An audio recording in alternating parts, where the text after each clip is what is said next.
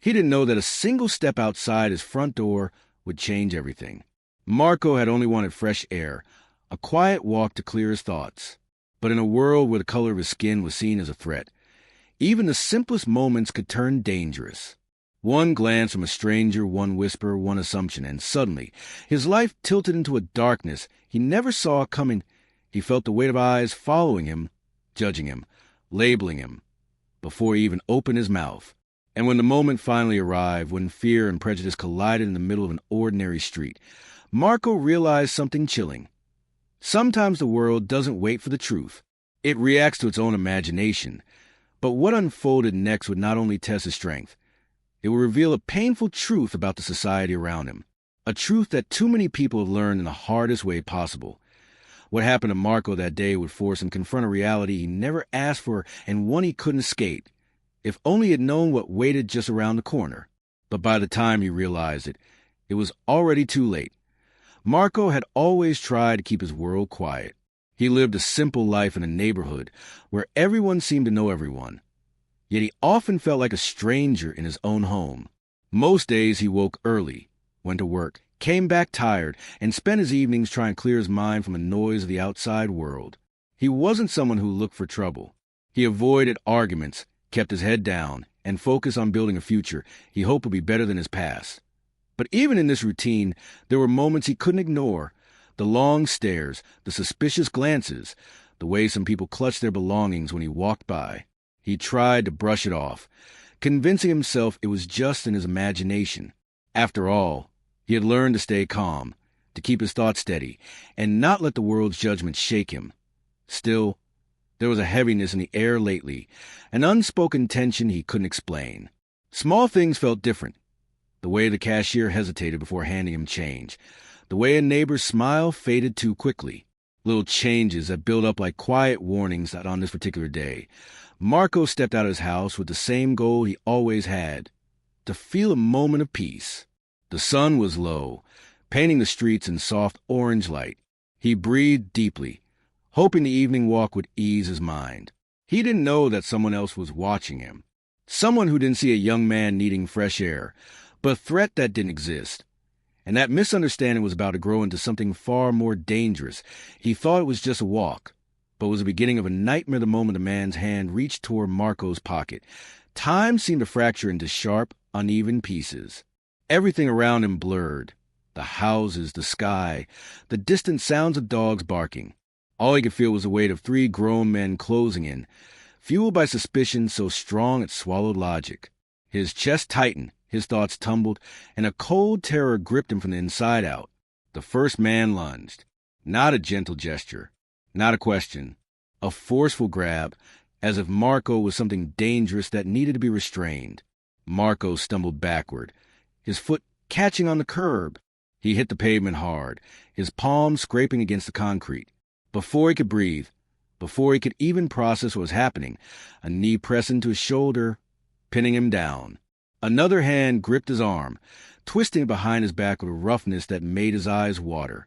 He gasped, not from pain alone, but from the crushing realization that no one was asking him anything. No explanation, no chance to speak, just force. The world around him came alive with the sound of footsteps, whispers, and recording phones. Neighbors stood on porches, frozen as the scene unfolded. Some looked worried, some looked curious, but none stepped forward. None said a word. Their silence became another weight pressing him into the ground. Marco tried to lift his head, tried to get enough breath to say he wasn't resisting, that he hadn't done anything. But the pressure on his body made his voice come out weak, broken. The men barked orders he couldn't follow. Stay still, stop moving. Even though he wasn't moving at all.